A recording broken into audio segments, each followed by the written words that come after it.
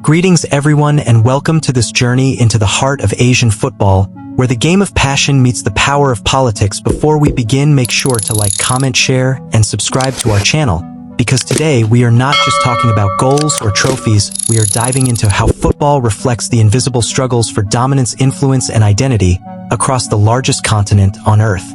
Football in Asia is no longer just a sport, it is a language of pride, a symbol of national power, and a tool of diplomacy. Behind every kickoff, there are interests bigger than the game. Stadiums become arenas not just of players but of nations' ideologies and histories colliding on green grass under global lights. From the Gulf states investing billions in football empires to East Asian nations building youth academies that rival Europe's standards, there is more happening than meets the eye. What we are seeing is a geopolitical shift written in goals and glory, a contest for who will define the narrative of Asia's future in world football. And so as we move forward through this exploration, we will discover that these rivalries reveal something deeper. They expose Asia's internal fractures, its ambitions to rise, and its desire to be seen, heard, and respected in a game that has always been more than just a game.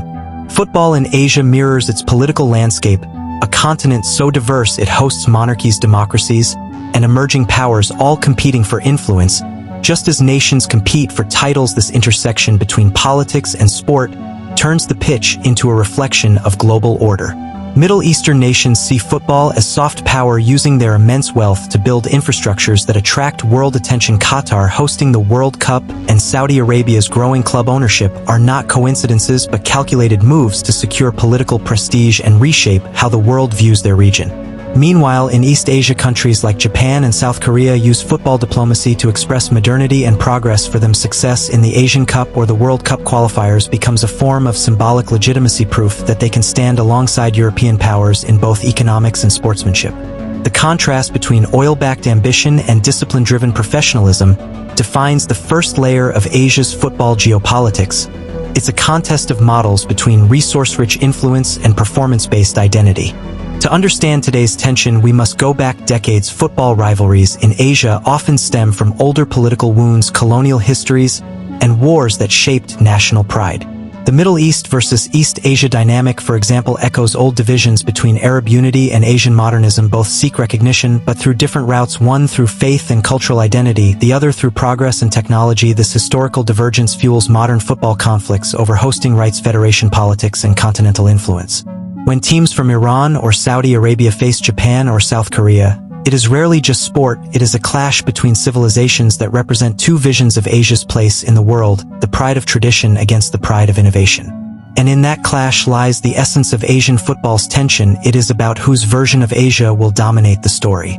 Money defines modern football, and Asia is no exception. Gulf countries have turned economic capital into strategic power, using football as a diplomatic weapon. Saudi Arabia and Qatar's massive investments in clubs and leagues reflect an ambition to control narratives of global sport, to make Asia the new epicenter, while Japan and China counter with structured youth programs and sustainable development, hoping that skill and discipline will outlast financial flash. This economic tug-of-war mirrors Asia's internal economic rivalry between resource economies and manufacturing economies, between sudden wealth and earned development. Both sides want to claim the future of Asian football as their own vision. Through sponsorships, ownerships, and mega tournaments, football becomes an invisible trade war, one where the prize is not territory but legitimacy. The Asian Football Confederation (AFC) is often caught in the crossfire. It is meant to unify Asia's football but ends up highlighting its divides. The struggle between Western Asia's influence and East Asia's organization has shaped many of the AFC's most controversial decisions, from match locations to leadership disputes. Every policy carries geopolitical undertones. When Middle Eastern nations push for more representation and East Asian members call for reforms, it becomes clear that even within sport, unity is fragile. Each bloc wants to shape the rules in its image, creating tension that mirrors the political world outside. The AFC thus becomes not just an organizer, but a battlefield of diplomacy, where alliances are forged and rivalries crystallized. Beneath official smiles and handshakes lies a quiet struggle for power. Culture is another battleground in this war of football ideologies, where faith, nationalism, and philosophy intersect. In Arab countries, football is deeply tied to religious and communal pride. In East Asia, it is connected to discipline and national image. In Southeast Asia, it's about joy, identity, and local spirit. These different interpretations create friction when values clash on regional platforms. A Middle Eastern fan might see football as devotion while a Japanese fan sees it as duty. This difference in cultural lenses affects everything from how teams celebrate to how federations manage public relations. These aren't just stylistic differences, they are signs of deeper contrasts that shape how Asia defines itself to the world through football. While giants like Japan, Iran, and Saudi Arabia dominate headlines, nations like Vietnam, Uzbekistan, and Indonesia are rising. Their success stories represent a shift toward a more balanced Asian football order. These emerging powers challenge the monopoly of old elites, showing that with unity and investment, a new narrative can emerge, one not bound by oil or industrial power, but by resilience and local spirit. The rise of these nations also symbolizes Asia's democratization of talent. As more countries build academies and embrace grassroots programs, the region's diversity strengthens its identity. But with new power comes new politics. The more countries rise, the more the balance shifts, forcing the continent to redefine leadership within the game.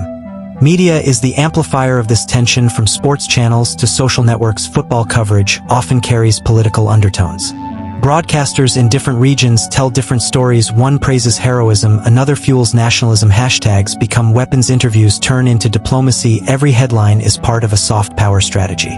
This digital competition reveals how football is used to influence hearts and minds, shaping not only fandom but also regional perceptions of pride and rivalry. The ball might be round, but the media narrative is carefully shaped. It tells us not only who won the match but who deserves to lead Asia. Behind every handshake before kickoff and every photo after the match lies quiet diplomacy. Leaders and ministers use football to open doors that politics alone cannot. When Saudi clubs invite Japanese stars, or when Indonesia hosts Middle Eastern teams, it is more than hospitality, it is negotiation disguised as celebration. Football softens borders, it builds empathy even among rivals, and yet it also creates new spheres of influence as countries try to win loyalty through friendship matches and exchange programs. In the end, these symbolic gestures shape alliances that go beyond sport, creating networks of trust and competition that mirror global politics. At the core of everything lies one question: what does it mean to be Asian in football?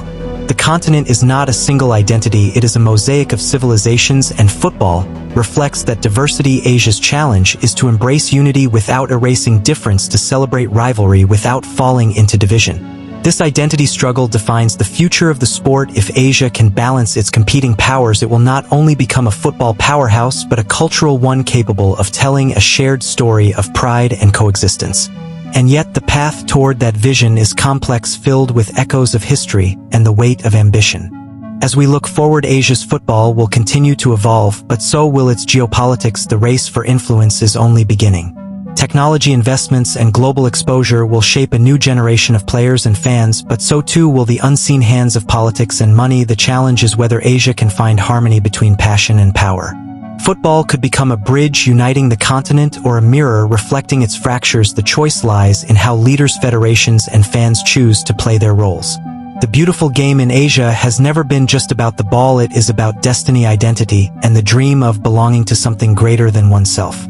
So as we close this exploration, remember that football in Asia is more than sport. It is a living map of culture, ambition, and diplomacy. It tells stories of pride, pain, and progress, all wrapped in 90 minutes of emotion. To every viewer who believes that sport can teach us about life, about unity, and about struggle, we invite you to keep learning with us. Like, comment, share, and subscribe so that we can continue uncovering the hidden layers behind the world's most beautiful game. Because in the end, football is not just played on the field, it is played in the hearts of nations, where dreams become battles and victories become symbols of who we are. And in that truth lies the greatest story Asia has ever told, through the power of a single game.